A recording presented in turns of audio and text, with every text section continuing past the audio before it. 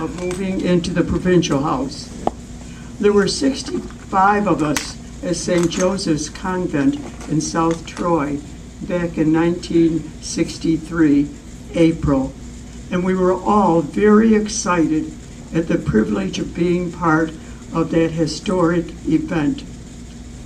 8 of us will now share with you what it was like those first few days and weeks as we became acquainted with our beautiful new home.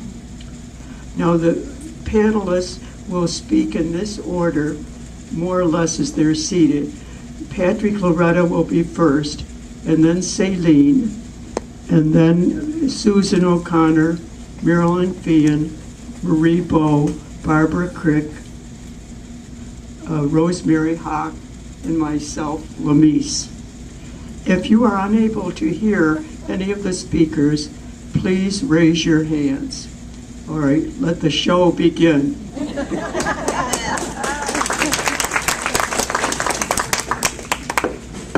Can you hear me? Yes. I asked to be first because every good story has a prologue. Our journey from South Troy began actually on April the 10th. That happened to be Wednesday of Holy Week. And we were to go on retreat that night. Retreat, our annual retreat, was to take place while we prepared to leave South Troy. And here's my story. Sister Verena called Sister Rose Regina and myself as we were going to school that morning, Wednesday. When you get home, get the station wagon, take it to Troy, get it cleaned, then go to Albany, pick up the retreat master. Father James Foley, S.J., was coming up from New York to give our retreat. So, Rose had in her possessions at that time an old violin in a case that was all battered. The handle was broken. She also had one of those Christmas candles we used to make, hurricane lamp. She wanted to take them home first before we went to the station. Picture, please. North Main Street, we're at a light. I'm sitting in the front seat next to her, holding the candle up under my chin. The old violin hanging down. Every car coming was just, that they were just gaping. Well, anyway, we finally got rid of the candle. No, first. We took the car to get it clean. This is the best part. We had to get out of the car.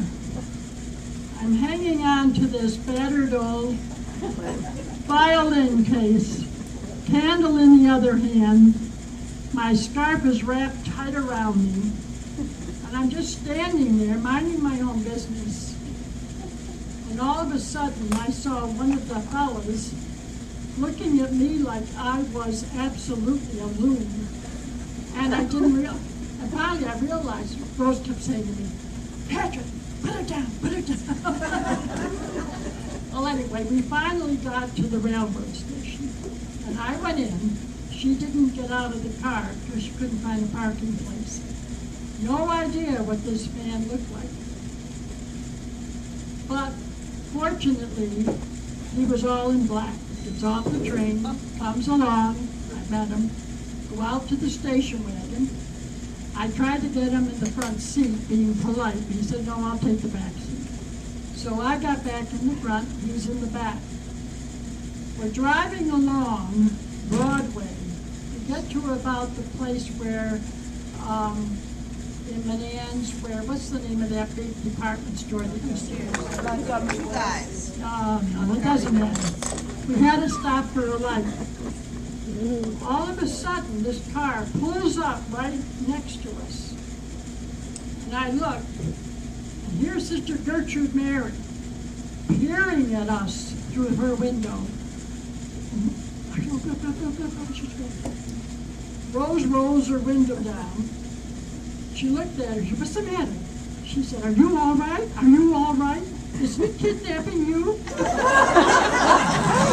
what happened was, the priest had a black raincoat, collar turned up, black fedora, and he was sitting in the back leaning over to us to talk to us. She thought he had a gun. Okay, we finally got the fella home.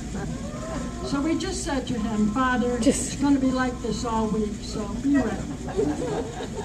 Anyway, that was the beginning of our retreat. That went on for 7 days.